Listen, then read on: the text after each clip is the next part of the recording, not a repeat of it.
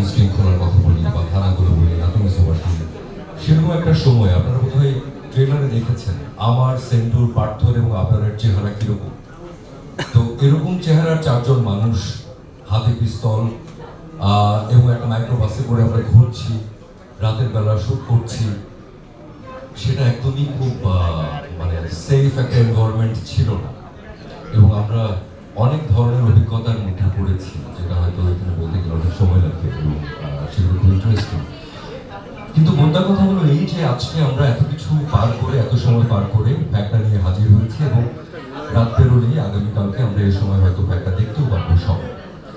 একটা প্রোডাকশন, এত শ্রম, এত মানুষের ইনভলভমেন্ট, যে সময়ের মধ্যে দিয়ে যাওয়া, যেভাবে শুটিং করা, এর কোনো কিছুই হয়তো কোনো ম্যাটার করবে না যদি এটা মানুষের কাছে না পৌঁছায়। আবার এই ফ্যাক্টরায় আমাদের জীবনের অন্যতম একটা মাইলস্টোন হয়ে থাকবে যদি আপনাদের মাধ্যমে সাধারণ মানুষের কাছে পৌঁছে যায়, সবাই ফ্যাক্টরার সঙ্গে যুক্ত হতে পারে। আমাদের পরিশ্রম বলি, আমাদের কাজ বলি, সেটাই মানুষের কাছে যদি পৌঁছে যেতে পারে।